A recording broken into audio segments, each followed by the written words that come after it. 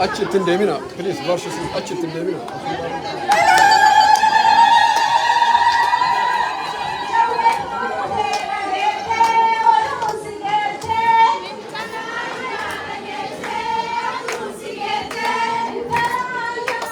Wanjala dia makan.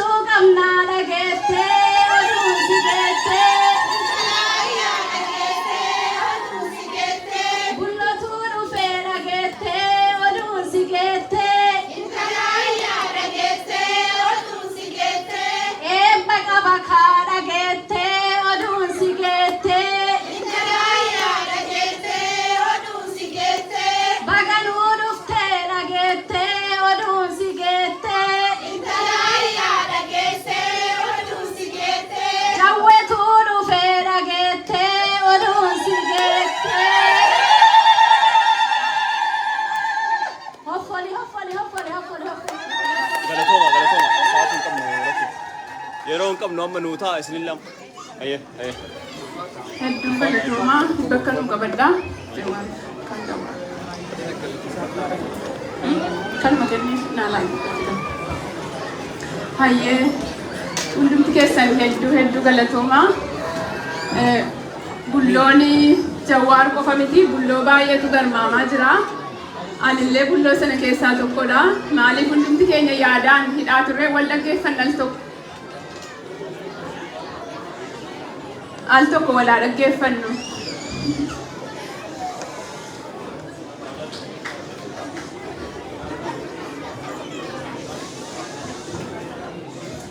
wal dhaggeeffannaa hundi keenyayyuu gammachuu guddaa qabnaa Jawaar Mohammed hayyuun Oromoo qabsaan namni Oromoodhaaf haarsaa guddaa kaffalee mana hidhaa keessatti dararaa hedduu argaa ture har'ammoo yeroo jalqabaatiif erga hidhaatii bahee booddee hawaasaa wajjin akkasitti wal argine anis amma Jawaariin arguu kootti baay'ee gammadeera anaa dhufu hundi keessaniyyuu anaa dhufu isiniin jenna amma kanatti fufee eebba maanguddootiin sagantaa keenya saaqnaa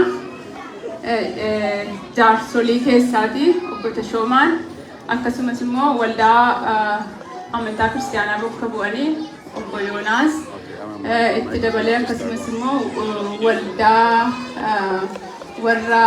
waldaa musliimaa irraa Sheek Areedoon asitti nu dhiyaattanii keessummaa keenya kabajaan eebbaan nu jalqabdu asitti nu argamaa ulfaadha.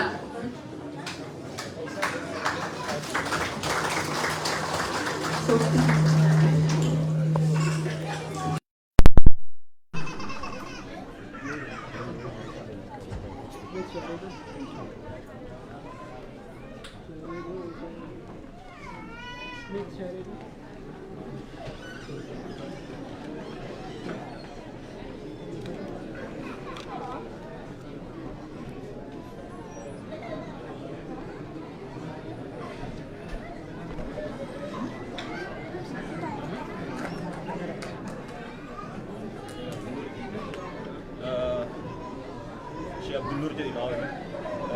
Aku dia mati selama ni saya Abdul. Okey, masih pun dah laga. Eller aku dia mati kesal. Okey. Okey, abbo dia mati kesal. Syekh Abdul Nur. Syekh Abdul Nur wasiratan asitti nu argama.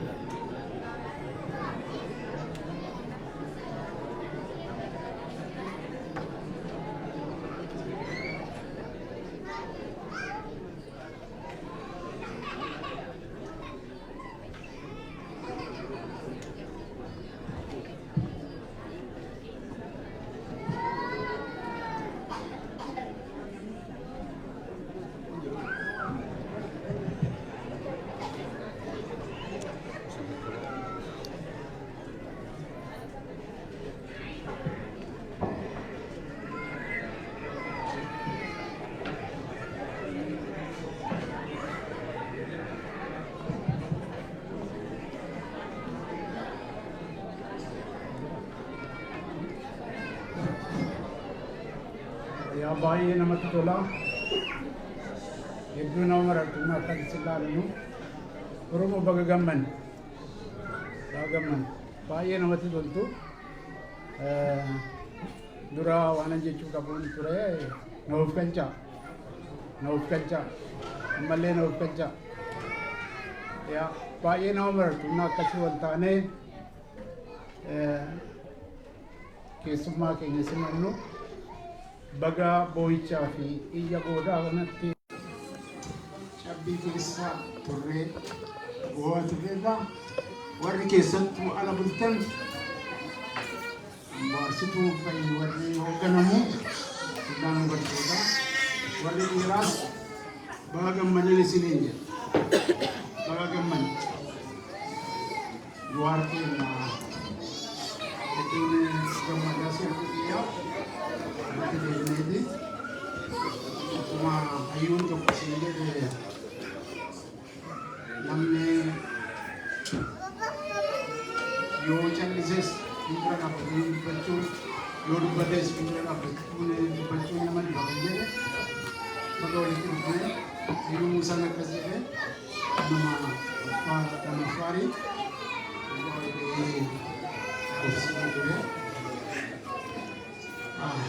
Rabbi galanni haa ga'u Waaqaaf galanni haa ga'u hundumti keessa waa keessa galateeffadha Waaqi galanni haa ga'u rakkoo keessatti wanti hundumtuu hidhamnee turre ani rabbi kun kana halkan guyyaan midhaan soomaa ture yeroo lama ka'ee mobilii kiyya argaa ture obbo Baqqalas Jawaaris hin namnu jennee baay'ee gaddaa turre Waaqni gadda sana keessaa nu baasee tarraqii fagaan nu argisiisee Waaqaaf galannaa ga'u Waaqaaf galannaa ga'u Waaqa kan waa hunda uume abbaan addunyaa isaa Waaqaaf galanni haa ta'u kan ifas dukkanas uume isaa kan bishaanis biddas qilleensa kanatoo waatti hin kaffallu argaa qilleensa kana nyaataa jiraanna Waaqaaf galanni haa ta'u Rabbiif galanni haa ta'u gara fuulduraallee Waaqni Oromoo haa bilisoomsu Waaqni sammuu keenya haa bilisoomsu Waaqni bilisummaa nuuf haa kennu hayyuun namni ija qabu qaroon nu jalaa jaamsanii hundumaa mana hidhaatti galchanii isa kaan ajjeesanii acee keenya isin hundumtuu jaalattan ajjeesanii Jawaar sababa isaatiin hidhanii rabbi isas namsiisaa amaaruu Hacaaluun irras hin jira Jawaaris baga bahee nutti dabalame baga argine baga gammaddanii Oromoollee otoo hin argin ilma isaa abbaa kiyya naa hiikaa jedhee kan inni hiriira ba'ee mucaan duudhaan sun iyyaa ba'e otoo isa bira dhaqiin nutti dhufee Waaqni kabajaa kennuuf Waaqni ulfinaa kennuuf Jawaar jaalatamaadha rabbi jaala kana sirraa fudhati ammallee gara fuulduraatti akkasumatti jaalatan karaan ati deemtu siifaa milkaa'u namni gufuu adda addaa karaarra dhaabaa jira gufuun sunumaas hin tuqini of kan karaan nagaadha karaan nagaa namni deemu nagaadhaan deema nagaadha barbaade waallee adda baafatanii argachuun gaariidha isa kaanis harka tokkoon eeboo harka tokkoon marga jedhani inni eeboo qabatee deemus inni marga qabatee deemus lachanuu yoo didde kana jiraadha kanaafuu karaan margaa sirra hojjetamu Waaqni karaa deemte siif haa qulqulleessu karaan keessan haa qullaa'u Waaqni nagaa nuuf haa fidu ummanni keenya du'aa jira saa kanatti bo'aa jira du'aa jira ummanni keenya gaddaa jira lubbuun keenya lapheen keenya yeroo hunda gaddaa jirti firri keenya du'aa jira kanaafuu rabbi Oromoo bilisa baasu qabeenya keenyaaf duuna kan namaan barbaanne kanaaf ummanni keenya rabbi bilisa isaa godhu Waaqni bilisa nu haa godhu Waaqni nu haa bilisoomsu galatooma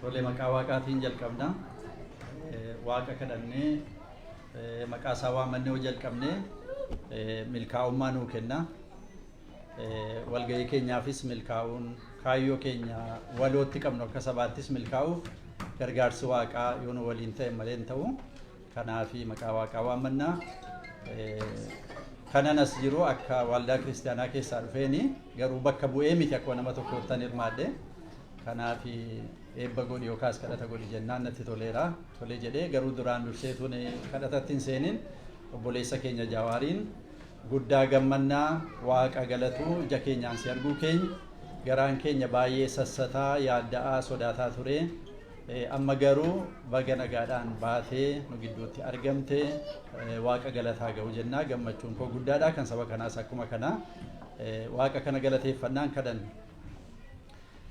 galanni siif haa ta'u yaa Waaqayyoo yaa gooftaa hunduma keenya nagaatti nu eddee akka kanatti akka walitti qabamnu waan nu gooteef galanni siif haa ta'u sababa nu laattee sababa gaarii sababa nu yaa Waaqayyo itti sassataa turre sodaataa turre obboleessa keenya kana nagaan nu baaftee saba isaatti akka inni makamu saba isaa waliin akka inni dubbatu hojii isaa akka inni hojjetu waan gooteef yaa Waaqi si galateeffanna guddaa si galateeffanna galanni siif haa ta'u waaqni gaariin waaqni waan gaarii gootu waaqni nama gargaartu si gargaarsa keetiin yaa Waaqayyo obboleessi keenya kun dhufee nutti dabalame gargaarsa keetiin wal geenye ammas immoo kottu yaa Waaqayyo walgahii keenya nu milkeessi Waaqayyo nu eebbisi tokkummaa nuuf kenni yaa Waaqayyo yaada walii kabajuu dhaggeeffachuu yaa Waaqayyo waliin hojjechuu yaa Waaqayyo ati nuuf kenni waaqa keenyaa saba keenyas ati milkeessi ati gargaari tokkummaa saba keenyaaf kenni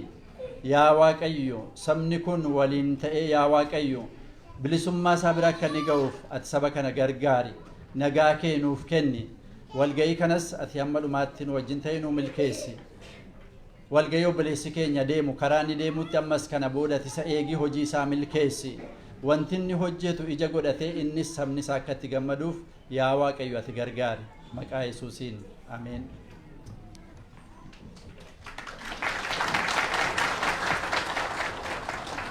السلام عليكم ورحمة الله وبركاته. يقول لي سكين جواري مغرب بالعباسي وهقول إسلام يجتون أمتي مسلمة ككريستانا كواقفتها بكتير مرة ربي أفانتك وقولي أمتي والإنجيرات ونقاو والإنجيرات ربي يادك مرادك إنك المانو هقاو. السلام عليكم ورحمة الله وبركاته.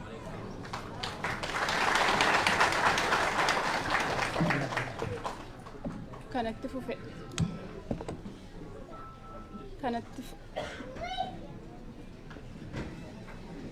kanatti fufee armooliisii sirna mijuu qabu amatti fufuu dandeessu.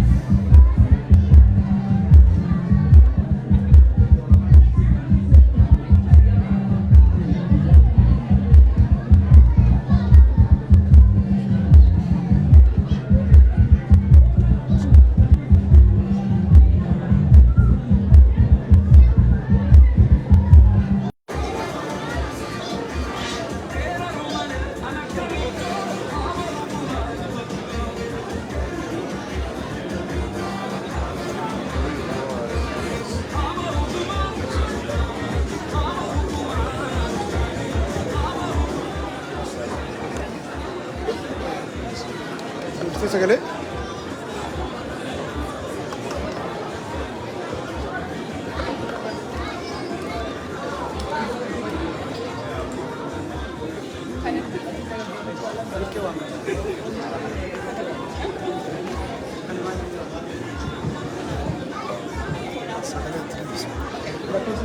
Sagalee barbaanne.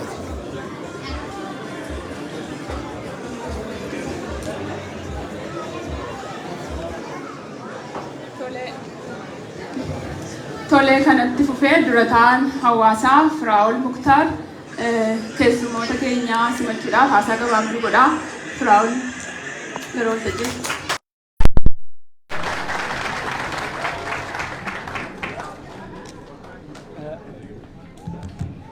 Akkam jirtu baga nagaan dhuftanii.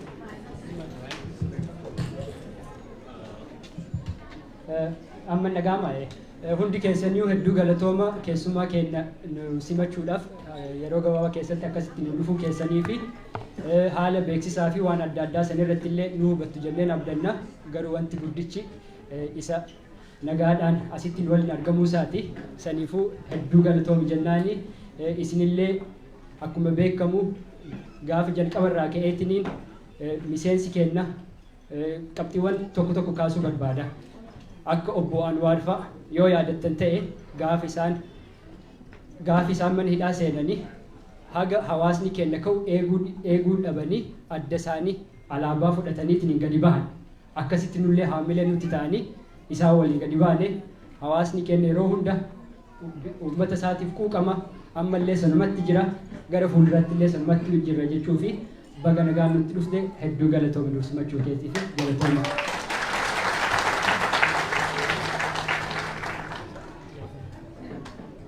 Tolee galatoomi Firaa'ol kanatti fufee obbo Buttaan as ba'anii keessummoota keenya waltajjiitti nu afeeru. Obbo Buttaan gara waltajjiitti naa simadha.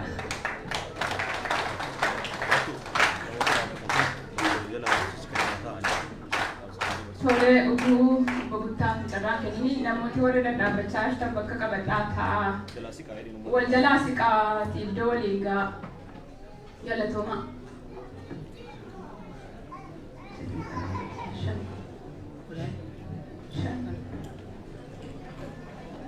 Akkam ooltan haluu daga yaa duraan dursee anis irra deebi'ee obboleessi keenya qabsaa haqa namaa ka ture hin dhagamaami hin dhagama duraan dursee irra deebi'ee bu'aa bayii akka biyyaatti akka sabaatti nu mudatee keessatti qaamaan hirmaattee ilmaan Oromoo rakkoo Oromoo furuuf uf kennan wajjiin biyyatti rakkoo biyyatti mudate dhandhamtee yeroo hawaasni biyya alaa kun rabbi umrii si kaa jedhee hin yaannetti hireen guyyaan kee waan hin dhuminiif rakkoo keessaa baatee deebitee hawaasa si jaalatuu fi ergaa qabdu eebjuu qabdu hawaasa keetii qooduuf deebitee mul'achuu keetiif irra deebi'ee galanni ka uumaa galanni ka rabbii jedha baga deebitee ummata wal argite siin jedha. Kanatti aansee xiqqoo wama xiqqoo jedha waan agartee hojiin kiyyallee nama afeeru malee waa haasa'uufi miti. Haalli amma keessa jirru walxaxaa garii walxaxaadha garii murteessaadha. Nuti akka hawaasaatti hawaasni kun hawaasa badhaa fedhiin ummata kanaa waan beekamaa duraan dursee irra dhiifama naa godhaati bakka adda addaatti godhamaa ture. Namni as jirru kun yeroo tokko ol kaanee gootota keenya ka duriitiif ka ammaa haa yaadannu yaadannoo isaaniitiif xiqqoo ol keessoo dhiifama naa godhaati yaadannoo daqiiqaa 3 daqiiqaa tokkoo gootota keenyaaf haa goonu.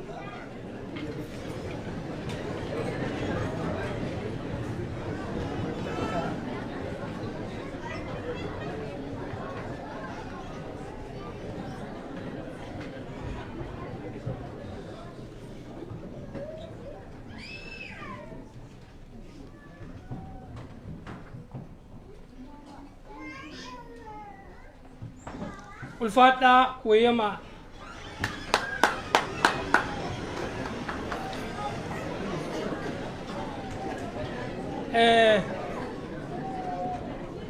Akkuma dura jedhee obboleessi keenya nu keessatti argamee yaada isaa, yaada biyya isaatiif qabu, yaada ummata isaatiif qabu, yaada dhala namaatiif qabu nu qooduu isaatiif hiree qabna.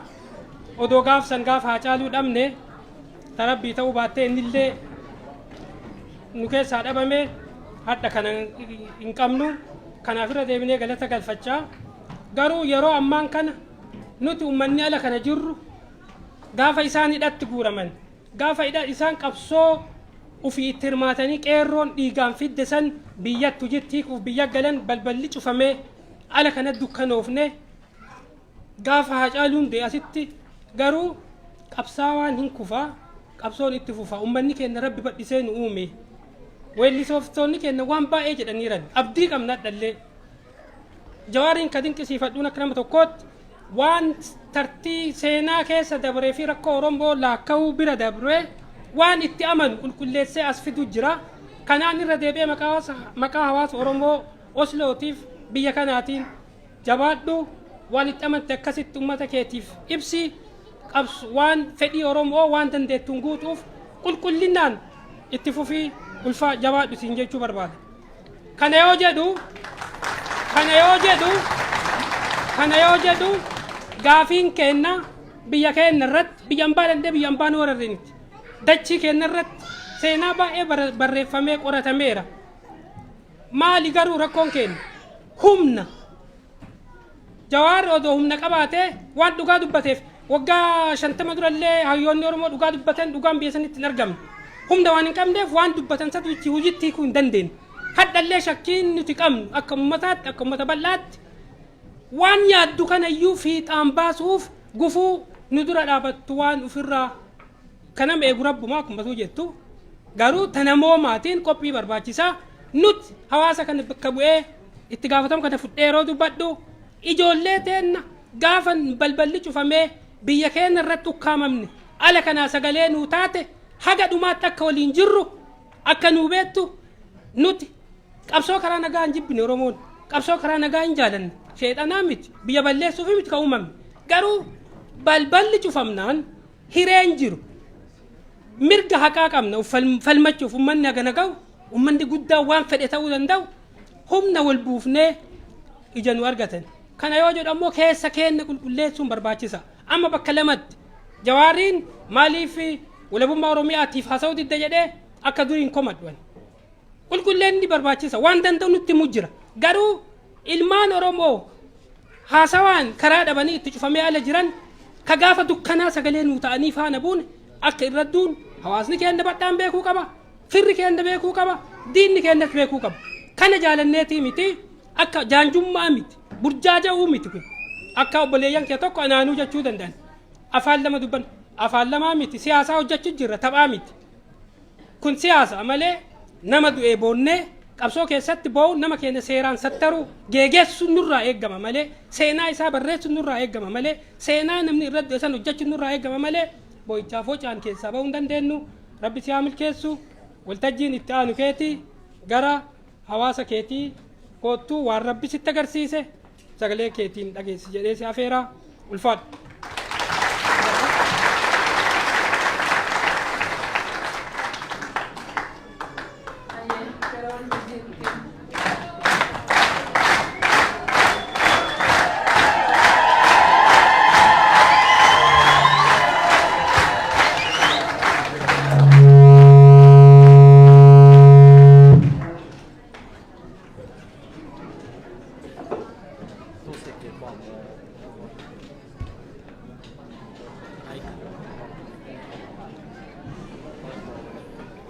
Mike was a bit one of the mics, yeah?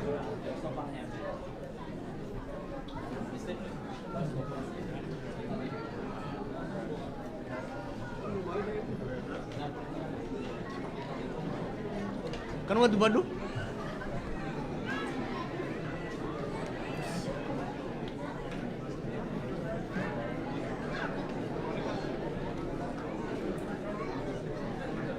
Hasan ufik.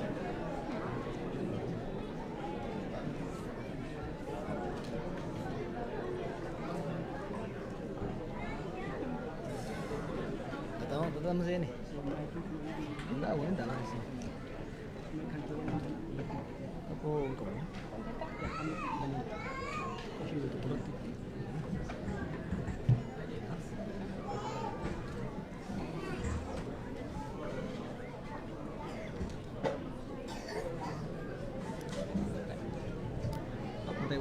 Bukan kuat itu dari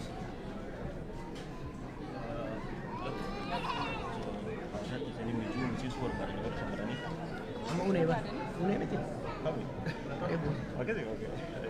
Oh, bodoh. Asal nyanyi asal bodoh. T-shirt kating kau.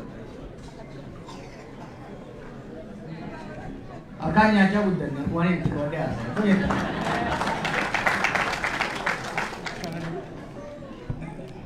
Naga kabdani. Si Eropa tuh Minnesota rada mahasiswa jadi mau kamu dekat dumata deh mana nih. Oslo nama kali dumata orang yang beku.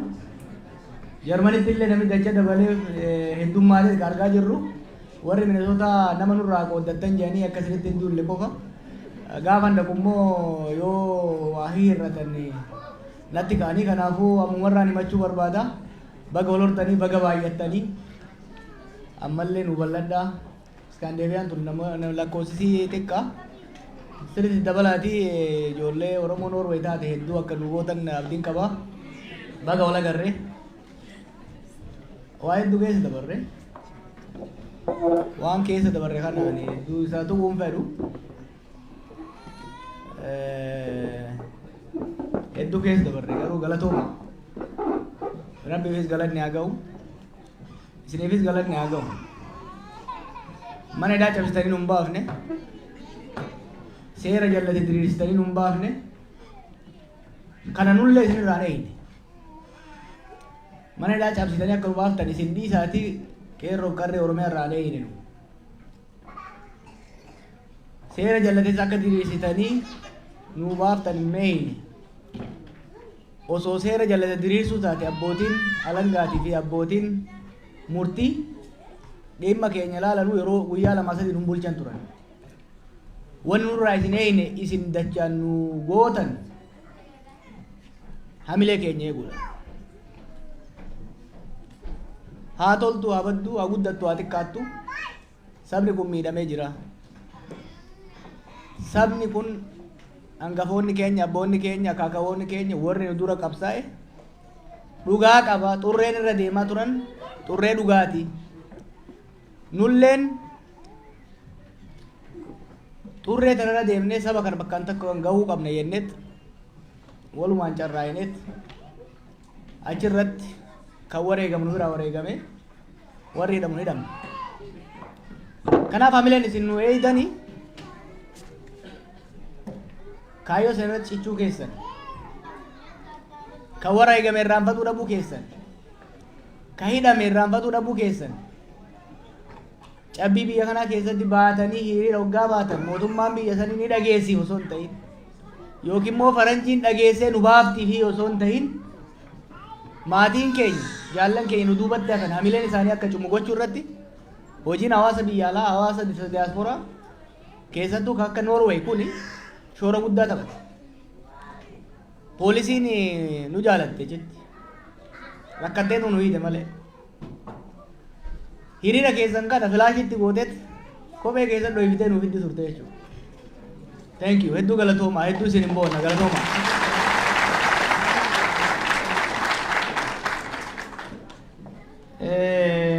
Biyyi tunis biyya galataati. Biyyi Noorwee biyya galataati. Isin warra as jiru dhiisaati. Uummata keenya Minisootaatu mishinii Swiidinii fi Noorweeyitu achi geessee qubachiise beekaa. Biyyoota Awurooppaa keessaa warri dura Oromoof dirmate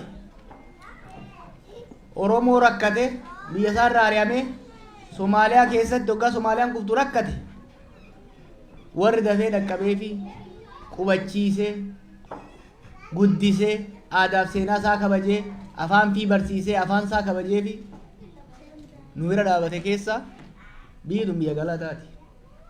dhugaa biyya isaanii waan hin jiru osoo hin ta'in biyya galataati. Biyya kana galateeffachuudhaaf dhufne dhokannee dhufne malee dheengaddas turre asirraa Osloo deemne Siwiidin deemne kana warra mootummaa isaaniittis galata galfanne dhiyeessinee jirra. Isin warra as jiru qubachiisuu qofa osoo hin ta'in biyya keenya keessatti shiraaf sharrii deemu miidhaa uummata keenya irratti deemu dura dhaabbachuu irratti security council irratti bakka adda addaa irratti kallattiinis kallattii maleenis haqaaf dhugaa biyya keenya uummata keenyaa bira dhaabatan waan ta'aniif uummata galataati gara fuulduraatis biyya kana keessatti cimtanii tokkummaa keessan cimtanii hawaasa keessan cimsitanii isinitti ufitti isin fudhachuu isaaniitiif akka isiniin boonan gochuu qabdan jechuudha. Dhugaa biyya gaarii jirtan baqataa gaarii ta'aaf ilmaan keessan lammii gaarii godhaaf hedduu isiniin boonan isaanis dhugaan isiniin jaa isaanii isiniin boon hoggaan dhaga'an illee nan boone kanaaf isin illee Noorwee illee galatoomaa Oromoon Noorwee galatoomaa jechuun barbaada.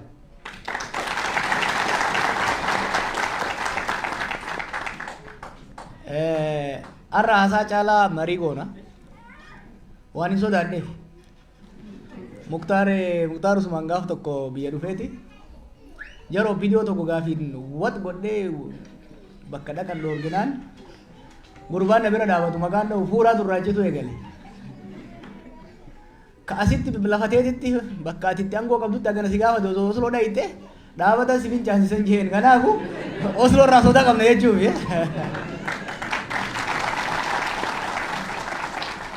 magaalaan akka Osloo fi Torontoo magaalaa qabsoo'onni gameeyyiin gurguddaan keessa jiran ka qabsoo tana bakka isiin irraa kaate wajjiin ka'anii bakka isiin kuftetti kufanii osoo lafatti nafin ka'anii cabaniis okkolaa warra qabsoo tana asii hin ga'e waan taatanii fi waan qabsoo waan keessa dabarree fi waan hedduu isinitti himuun namatti ulfaata.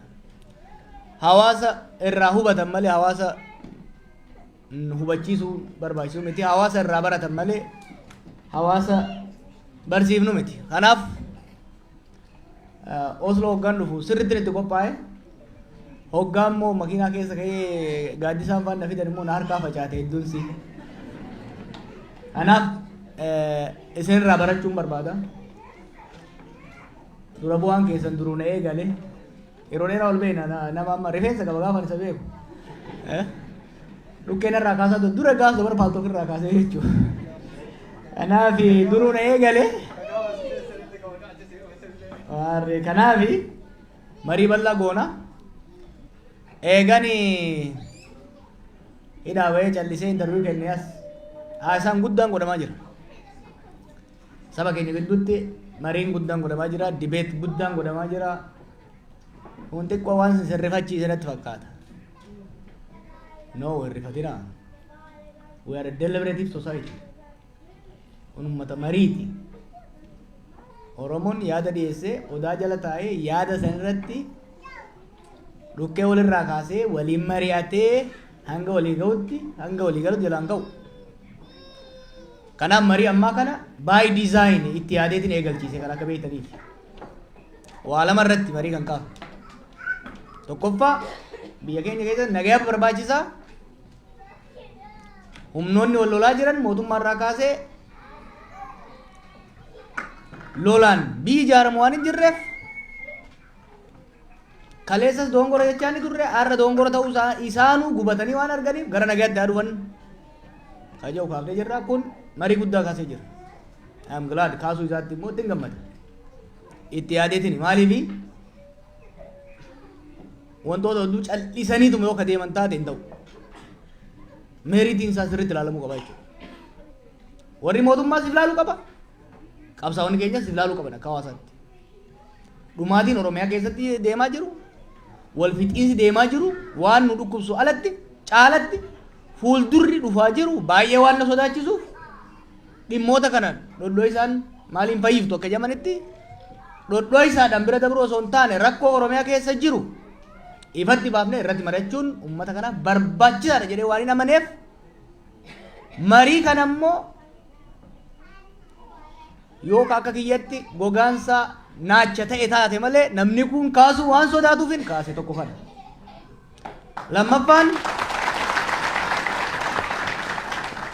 Lammaffaan akeekni ittiin deemnu ifaan ifa ta'uu waan qabuuf fafakkeessaa wal sobaa uummata kana sobaa deemuu hin qabnu.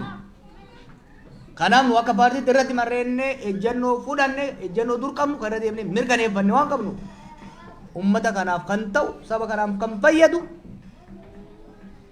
sirna federaalawaa dimokiraatawaa kan uummanni Oromoof sabaaf sablammoonni qeefiit irratti ittiin bulchan biyya immoo waliin bulchan dhaabuu qabna kan jedhu yaada dhiyeessinee jirra jechuudha. Kana irratti hiriyoonni kiyya dhukkeen irraa kaasaa jiru. Kuni bareedaadha. Barbaadeetiin jechuudha. Now we are talking. Amma Oromoo keessatti amma Oromoon waa'ee Oromoo haasawuu eegalee jira jechuudha. Manadhaa keessa teenyee wanni ilaalaa turre Oromoon waa ofii dhiisetti waa'ee Ormaa laala. Waa'ee Ormaa haasaa ture. Maal nu rakkoo dhabneeti?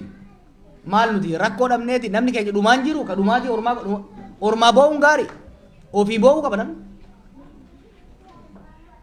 Qabsoon teenya dagamtee rakkoon uummata keenyaa dagatamee qabsoo Ormaa goonni keenya dagatamee goota Ormaa lalisuurra turame namni. This is not acceptable. Sabni guddaan akka Oromoo dhimma isaa mari'achuu qaba. Oromoof dabartu malee nama biraatiif naannoo isaanii dabartu. Kanaaf mariin amma godhamaa jiru, dibeetiin amma godhamaa jiru, lolli jecha amma godhamaa jiru saba kana ni fayyada malee miidhuu sodaatina. Sirriitti dibeet goona itti gadi buune. Ishuuleen hedduun bayaa jiran. Kanarraa kaanee mariin amma godhamaa jiru marii constructive ta'e. Namoonni amma tokko miiraan deemanii wal qoqqocoluun jiraachuu danda'a. Tana daran illee keessa dabarre beektu miti baroota 2011 baroota 2001 2003 2004 dabanat paal tokko oo dargoggooyyii taate malee nu warri dulloomin beekna. Tana caalaa keessa dabarre qaramne keessa dabarre jechuudha. Ammallee konfiyuuna keenya keessa ni baana. Kanarraa ka'uun yaadota lamaa tokko dhiyeesseetiin waltajjii isiniif kenna. Mariin ammaa kun maalirraa ka'aa? Confusion afaan fajjiin amma uumamee waggoota lamaan sadan afran dabre kana uumamee kun maalirraa ka'e? Afaan fajjiin jira. There is a confusion waggoota afran dabre kana keessatti. Confusion santu amma mariidhaan dhooyaa bayaa jira. Confusion kun maalirraa ka'e jennee oggalaallee if duuba deebi'uu qabna. Waan qabsoon teenya keessa dabarte tokko tokkoon xiqqoo dabarru ilaallu. Qabsoon teenya Haile Sillaasee irratti eegalte. Zaman Haile Sillaasee san hoggaa Haile Sillaaseen kufu qabsoon teenya 75 hamma 79tti confusion akkanaa kana keessa seente. Maaliif? Yeroo Haile Sillaaseen dhufee lafa qonnaan bulaaf deebisu amma hoo jecha maal irratti akeeka kam irratti hedduu nu jalaa nyaatee qabsoo teenyas xiqqoof duuba deebise. Kanarraa ka'a. As dhiibaa darbuun ni kufe. Darbuun ni kufe. 91 ni dhufe. 91 hoggaa dhufu gaafiilee Oromoo ijoo fakkaatan ijoo ta'an akka deebisuu fakkeesse. Hubadhaa darbuunis lafa guutuutti hin deebine nan deebise malee haga tokko deebise. 91 mallasaan dhufetti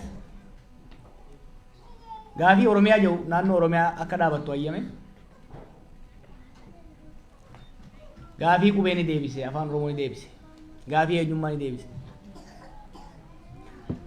Kunis qoqqoodama fide. Fakkeenya tokkoon barruu tokko dur kan indoo isaanii darraabs tokko warri agartan transforming Oromo movement kan jedhu I think 2009 or 2010 kan hin barreesse tarsiimoo qabsoo qeerroo kan itti baafne jira barruu gara fuula 40 amma iccitiin qabu dubbisuu dandeessan. Barruu san keessatti wanni nan kaa'e tokko ture 91 irraa kaasee haga tarii 2010 boodaatti hawaasa keenya keessa afaan fajjii fi falmiin guddaan murnummaan guddaan dagaagee deemaa ture. Maddi isaa maali hoggaa jettan 91tti gaafiin Oromoo gamisni deebi'ee gamisni waan hafeef. Gamisni deebi'ee gamisni hafe. Fakkeenya tokkoon kenna barumsa keessatti. 92 fudhadhaa. Sochii Oromoo Galaasaa Dilbootti hooggana. Uf duba deebi'a. 75 Taaddasaa Birruuti fuulli isaa. Yookiin immoo 67tti uf duba deebi'aati yeroo amma Taaddasaan faan dheeraa dhaqan. Taaddasaan dheeraa dhaqee alagaa jalatti bulaa jirta. Alagaan si saamaa jira. Afaan keetii fi aadaa kee si ukkaamsaa jira. Yoo jeeni qonnaan bulaan dheeraa qonnaan bulaan Arsii fakkeenya baay'een barbaadu. Maaliif si ofii irgoo safara? Maaliif mana murtiitti bakka araddaatti si maabaloo dubbata? 92 Galaasaa fuutanii dheeraa yoo geessitanii waanuma Taaddasaan jeessan yoo inni kaja'u taate uummanni hin dhaga'u. Maaliif Shinaabbaachoo Difaambaachoon achi irgoomsisoo guuraan jiran?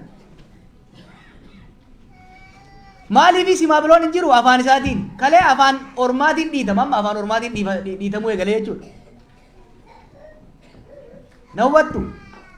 This confusion is very important. Gaagama crisis qabsoo Oromoo keessatti 92 irraa kaasee probably hanga 2014 qabsoon keerroo eegalutti gaagama mooraa qabsoo Oromoo keessatti uumamteef 91 akkaataan itti mootummaan deebii Oromoo gaafii Oromootiif deebii itti kenne murteessaa ture jechuudha. 2018 waggaa fudhanne ammas chaalenjii biraa keessa seene. Qabsoon Oromoo dhiibee sirnicha kuffise. Amma rakkoo guddoo seenne. 75 74 91 Orma irratti qabsoofne kan aangoo irratti deebi'es Orma. Sirni cunqursaa kanuma Ormaati jechuudha. It is an repression by the other. 2018 Orma irratti qabsaa'uu akka hin dandeenye taane. Keenyumatu mataa mootummaa qabate jechuudha. Maaliin jechuun jira? Hariiroon mootummaa Itoophiyaatii fi hariiroon uummata Oromoo jijjiiramas itti fufaas deemte waan ajaa'ibaati. 75 jijjiirama dhufe lafti amma tokko Oromoof hin deebi'e. Oromoo fi mootummaan garuu diina ta'anii itti fufan. Oromoon security threat Ethiopian state ta'ee itti fufe. 95 91 shoora qabsaa'ota keenyaatiin fi saboota birootiin sirni darguu kufe. Gaafiin Oromoo hamma tokko hin deebi'e. Irraa sharafamee deebi'e.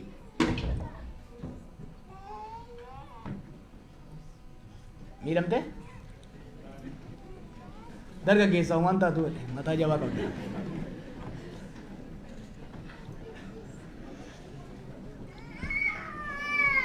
So, sirriitti akkana hubattan barbaada. Maaliif this is fundamental gara fuulduraa yoo adeemtu taate waan kan hubachuu. Hariiroo the relationship between Ethiopian state and the Oromo continue to be securitized despite so many changes.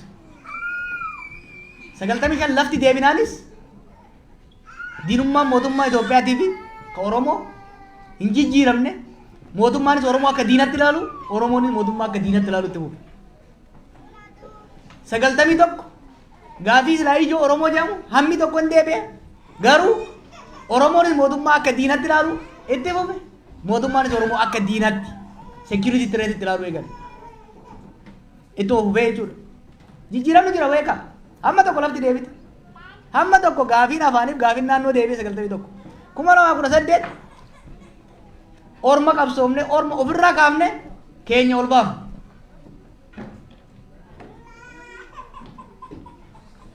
Down wayyaane jenne eega jala buufne booda amma nama keenya tongoo qabate. Yet hariiroon Oromootii fi mootummaa Itoophiyaa diinummaadhaan itti bu'e. Kun wanni Dr. Gammachuun jedhu rakkoon Itoophiyaa Oromoodha rakkoon Oromoo Itoophiyaadha jedhu kanarraa ka'aa jechuudha. Kana erga ta'ee gara fuulduraa naanna'u irratti waan kana sirriitti hubatanii fireem gochuun barbaachisaadha. 91 fakkeenyaaf akkaataan sirna olaantummaa Amaaraa irratti itti qabsoomne sirna olaantummaa murna Tigraay irratti itti qabsaa'uudhaaf hin hojjetu ture tarsiimoon isaa maaliifi naan jedha. Sirni san duraa darbuu duraa kaasee hanga Haayile Sillaasee irra ture direct rule hordofaa ture. Ormatu qe'eerra dhufee ummata bulchaa ture. Direct rule ture. More French style ture.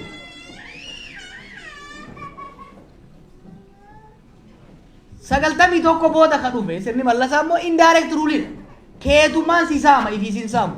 Sirni Haayile Sillaasee directly qabalee ramma gandatti sirna gad diriirsee extractive exercise hojjeta ture resource buqqaasuudhaaf. Sirni Wayyaanee immoo tooftaan sun waan hin hojjetiniif nama gahaas ka Oromiyaa guutuurra qubachiisu waan hin qabneef gaafii Oromoo hamma tokko hin deebise. Garuu dantaan isaa guddaan aangoo fi qabeenya waan tureef qabeenya immoo jallaa nu keessaa filateen saamuu fi dhiituu ajjeesuu itti fufee jechuudha. Indirect rule itti deema. Kanaaf tarsiimoon keenya kan hanga 91 fayyadamaa turre tarsiimoo direct rule yookiin immoo sirna bittaa kallattiidhaa kan alagaa irratti kan bocame ture. 91 booda immoo tarsiimoo keenya jijjiiruu qabna ture. Tarsiimoo keenya jijjiiruu qabna. Tarsiimoo keenya jijjiiruudhaan tooftaaf tarsiimoo sirna gita bittaa alkallattii ta'e indirect rule ta'e itti qabsaa'uuf nu baasuu qabna turre. Kana gochuu irratti hin danda'amne. Marii fi qoqqoodamni abaa'oo keessa seene kanarraa dhufe.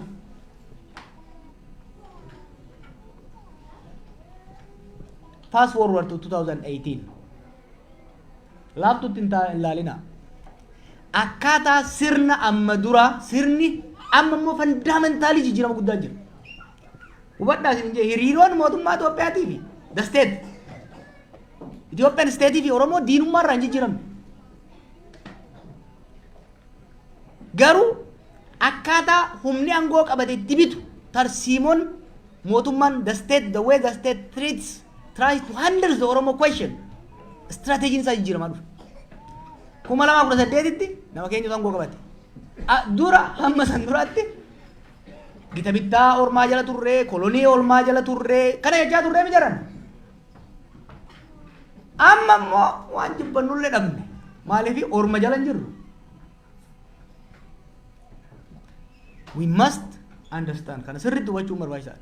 Gara fuulduraa deemnee yoo jennu taate dubbiin 2018 booda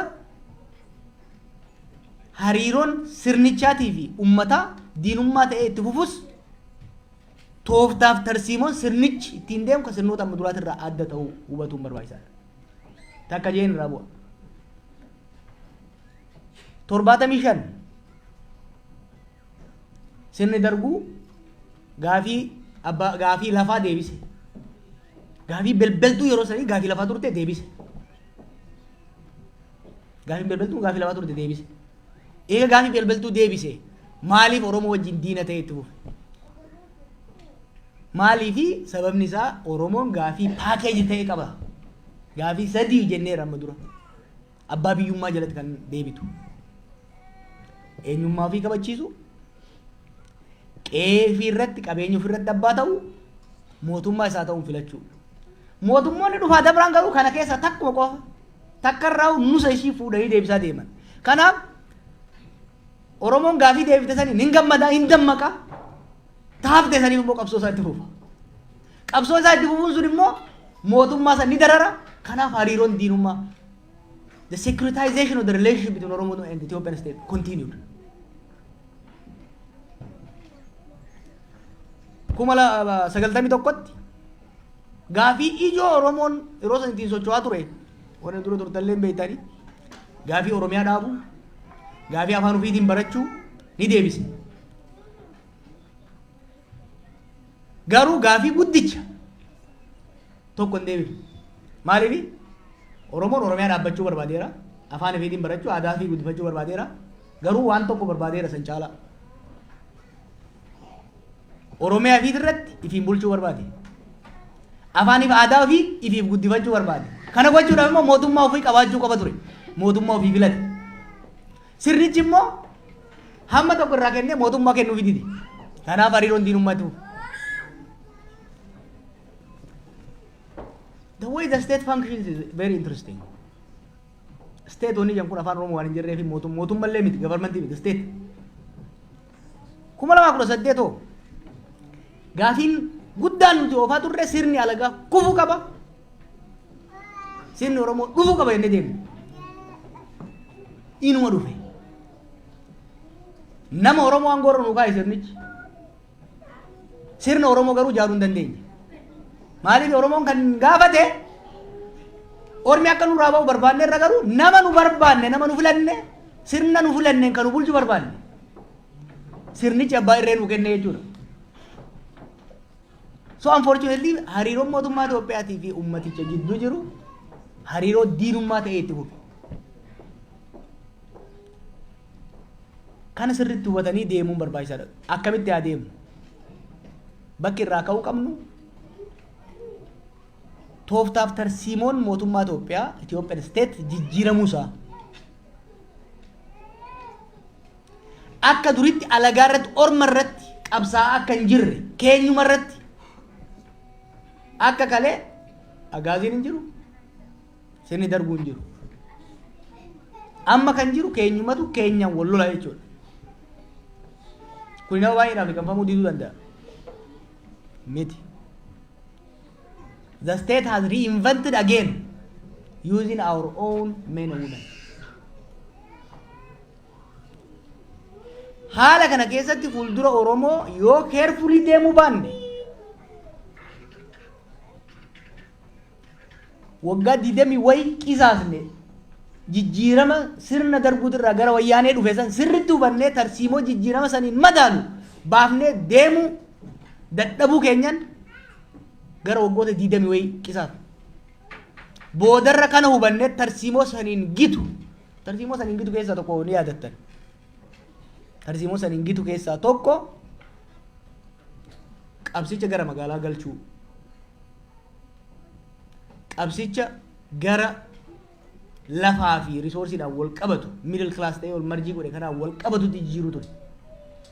Bal'aadha yeroo biraa kitaaba keessatti barreessee waan jiru ni agartan. Amma hoo sirna abbaa irree alagaa irratti qabsaa'uun fi sirna abbaa irree ofii irratti qabsaa'uun tarsiimoo adda addaa hordofuudha qaba. Ara xiqqoo teeoreetii kaaliin ta'e dheengadda ijoollee dhaabsisaan ture bakka biraatti.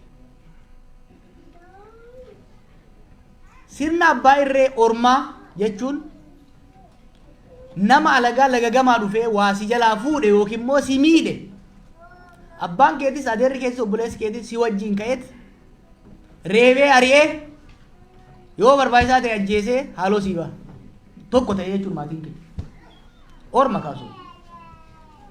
Sirna abbaa irree ormaa akkasiin irratti qabsaa'aa ture.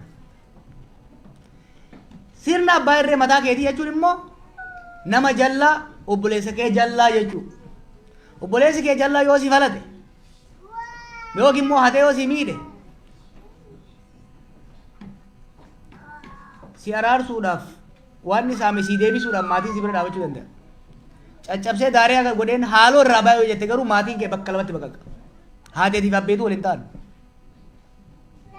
This is fundamental laafuutti ilaaluun barbaachisaa miti jechuudha.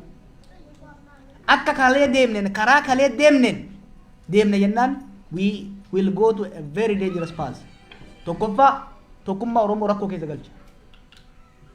Maatii keessan beektan maatii keessan namni lama wal lollaan haga fedhe tokko jallataa tokko qajeelaa haa ta'u maatii addaan baqeessa.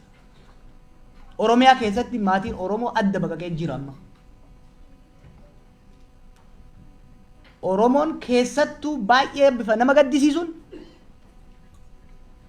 sheexana kan godhaa jiru hin beeynu keessattuu Wallagga keessatti Shawaa Lixaa keessatti Shawaa Kaabaa keessatti Gujii lamaan keessatti nama jajjabaa qofatu ajjeefama.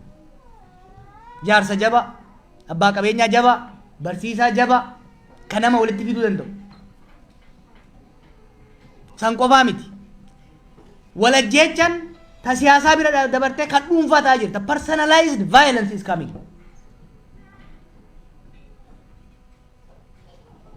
Humni lachuu akkuma kaleessi jee Oromoof hin dhaabadhaa jira.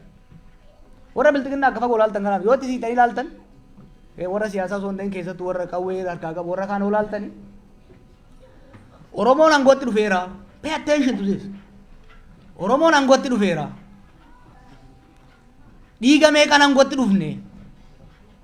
Haa toltu haa baddu. Amma gadhiifnan ormatu gara biraatii dhufee qabataa. Kanatti hin deebinu kanaaf lolaa jirra siin jaa. Obboleessa isaatiin lola beeku. Waraanni bilisummaa Oromoo bosona jiru immoo qabsoon Oromoo butamteerti. Oppidiyoon alagaatti galtee nama keenya miidhaa jirti. Cabsuu qabnaa hidhee lola. Lama ta'ee wal cabsaa jira. Kuni wal mo'achuudhaaf baay'ee ulfaata. And I don't believe it's a winning strategy. Warri mootummaas yoo dhuguma hundallee ta'uu baatu yoo dhuguma Oromoo ajjeesuudhaan ilmaan Oromootiin wal loluudhaan ilmaan Oromootiin wal rukutuudhaan amma yeroo tokko waan hogganni Oromiyaa bulchu tokko hoggaa gadi ba'ee shanii ammanaa damassasne jedhu nama dhaga'ama. Maaliif obboleessa isaati kan inni fixe vice versa gara kaanitti sogaatu. Namummaa qofaa miti obbolummaa qofaa miti kan isin jechaa jiru maatuma isaa adda baqaqsaa jira. The Ethiopian state has found a new way ammas akkaataa itti perpetuationii Oromoo irratti gootu kan ittiin fufaa jirti jechuudha. Kanaaf marii bal'aa gaafata.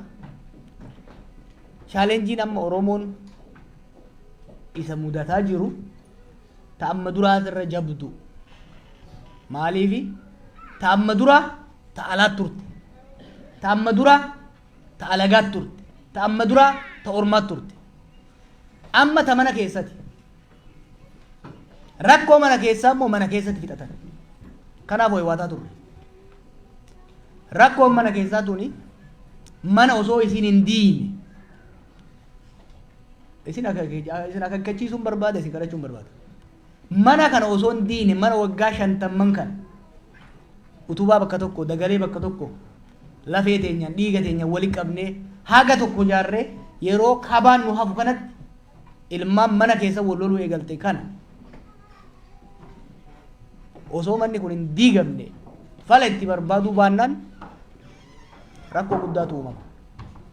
Bilisummaan barbaannu biyya teenya irratti abbaa biyyaa ta'u qabeenya keenya irratti amma barra Wallaggaa fi Shawaa Lixaa keessatti hiraara irra ga'urraa uummanni zabanni wayyaanee osoo nu deebi'e jechaa jira. Ni beektanii maatii keessan yoon soobee gadhaa gaafadhaa. The anarchy, lawlessness. Kanaaf wanni waa'ee nagaa haasayaa jirruufis mootummaa jaalannee yookiin woboo jaalanneeti miti.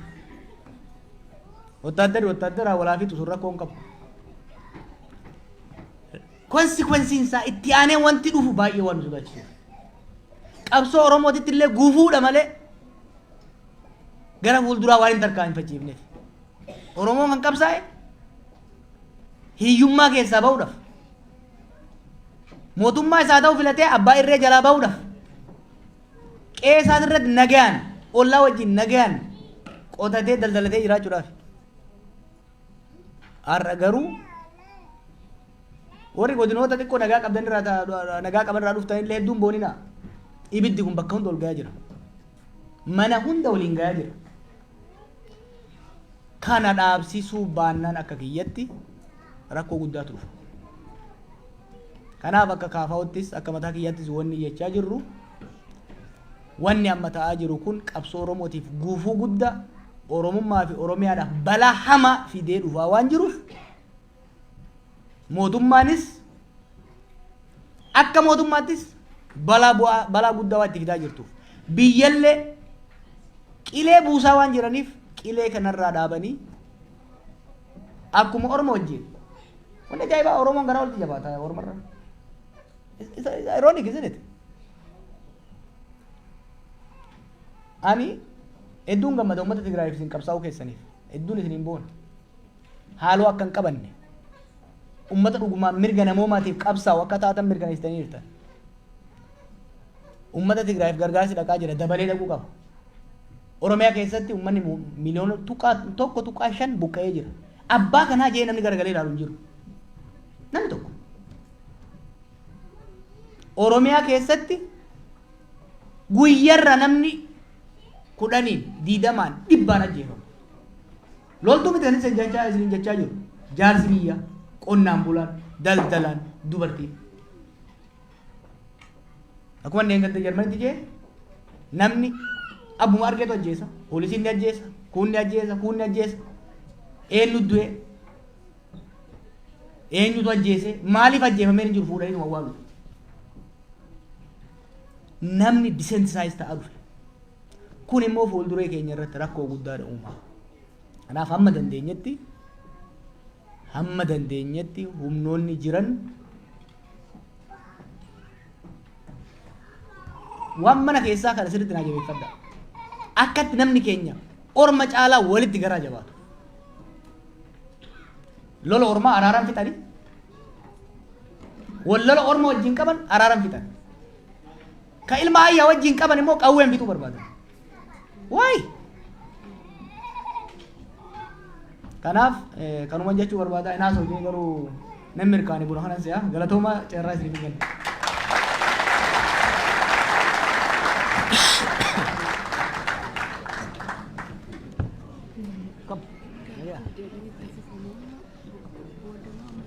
Gaarii doon booda sagantaa keessan fixaa fi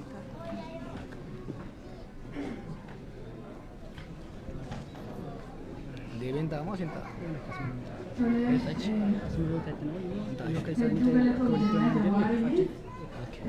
Ansilaa jalqabarratti akka waa'ee hacaaluutii fi yaadannoo gochuudhaaf dura dursa gore maaliif baay'ee ofii kootii sagantaa mataa kootii daqiiqaa muraasaa ta'uu barbaada waan ta'eef ammatti qabadhee tureni.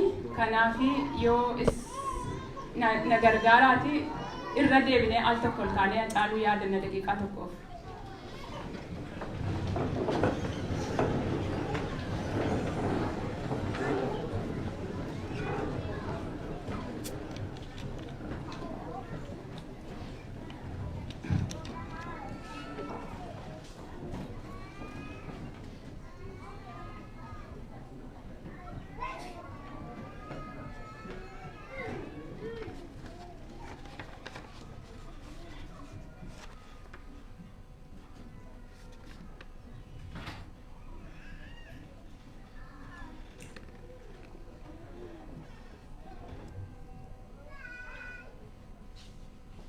Galatooma ta'a.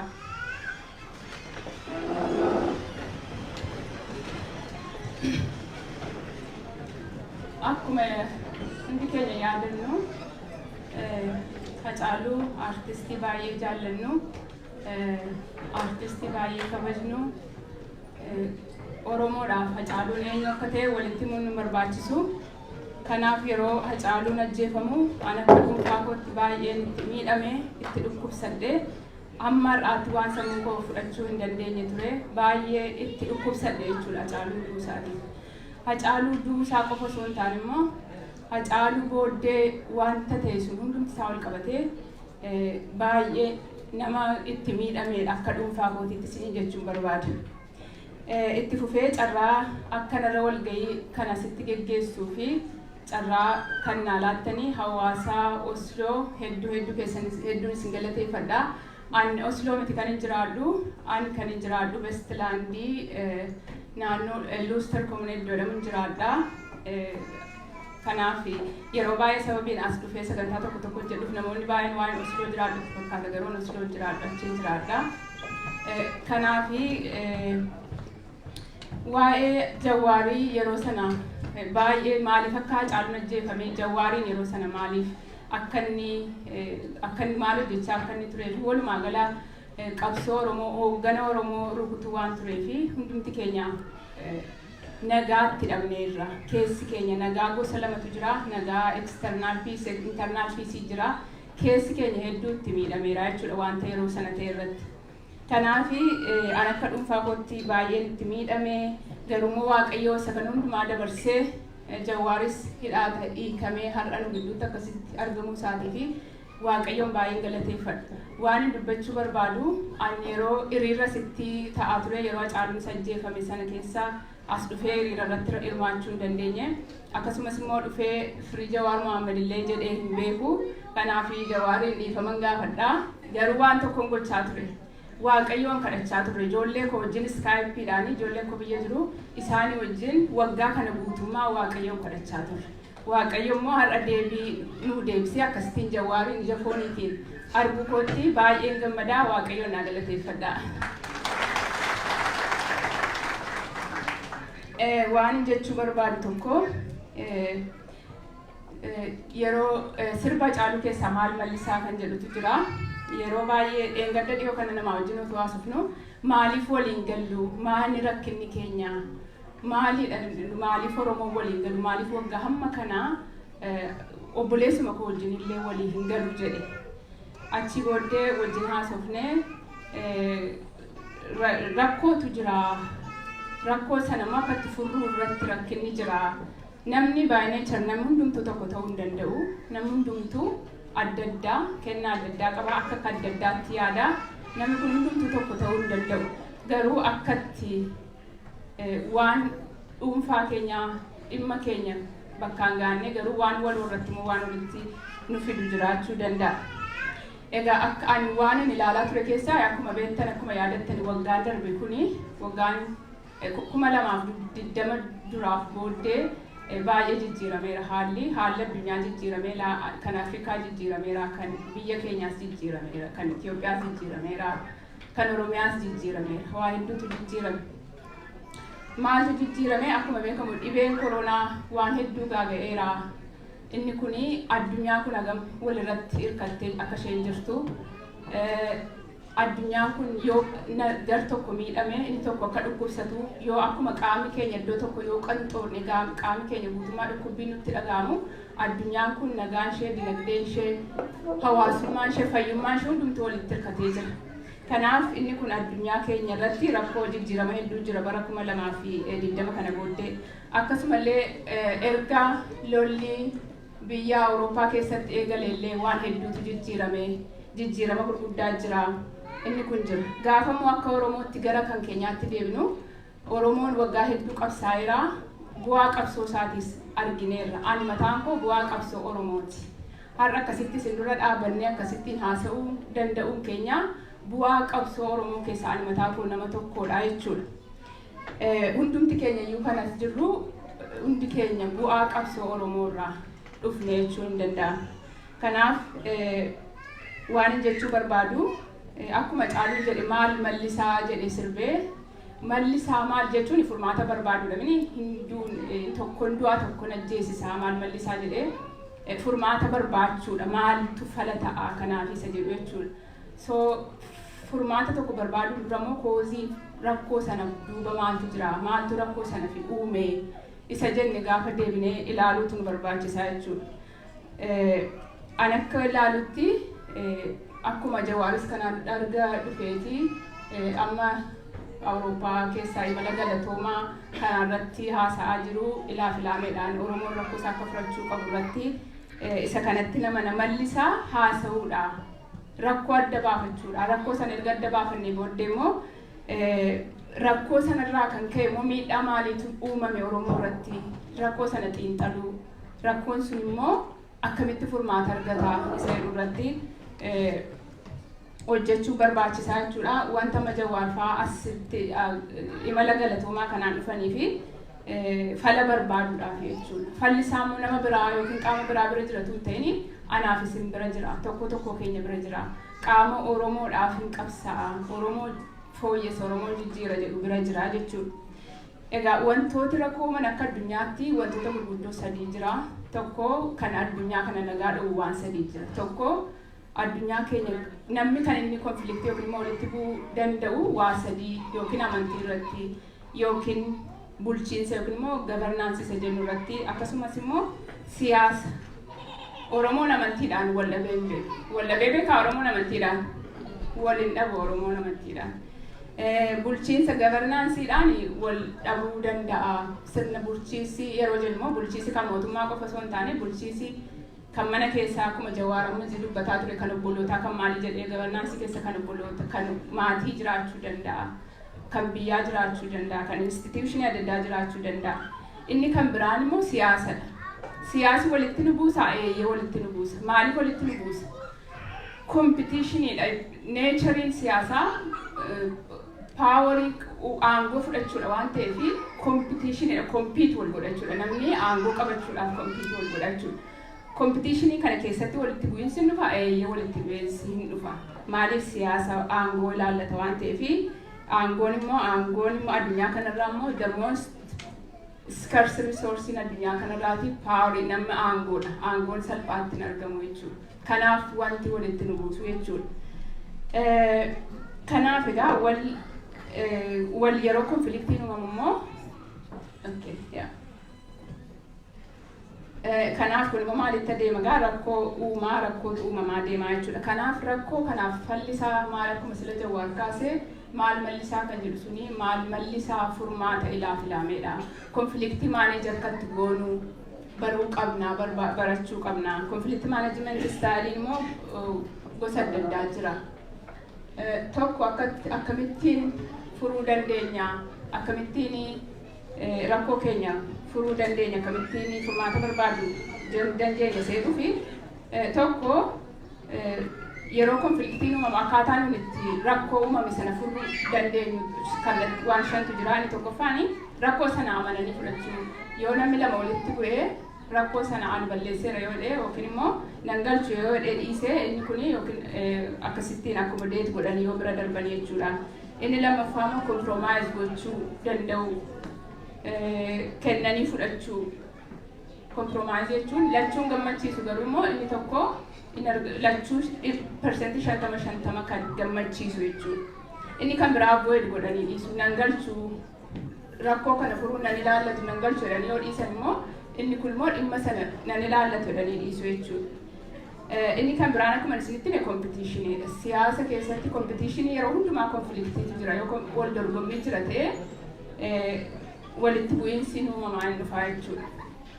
Inni kan biraan ittiin ilaameedhaan walitti furmaati barbaadamu kollaaboreeshin yookiin immoo wal ta'uudhaan fala barbaadu rakkoo waloo sana irratti jechuudha. Inni kun baay'ee kan fudhatama qabudha jechuudha. Rakkoo waloo waliin qaban sana furmaata barbaaduudhaa fi wal ta'uun, wal hubachuun, wal dhaggeeffachuudhaan rakkoo Oromootiif fala barbaaduun isa kanadha. Isa kana keessatti ilaameen isa kanadha. Kanaaf Jawaar turtii isaa keessatti booda irratti gaaffii keessan gaafattanii waan fuulduratti fala ta'uu danda'u, furmaata barbaaduu danda'u kana irratti xiyyeeffannee wal taanee waa imala galatoomaa isaan deemaniif kana akka kaayyoon isaanii milkaa'u galma ga'uu fi isa kana irratti hojjechuu qabnaan jedha. Waan na dhaggeeffataniif hedduu galatoomaa.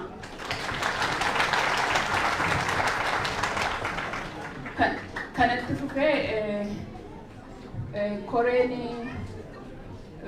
galii maddisiisu imalli galatoomaa kuni akka inni milkaa'uu fi koreen asitti ba'anii asitti dhufanii sagantaa kanatti fufu kana booddee Jawaar fa'aa boqonnaa fudhachuu danda'u.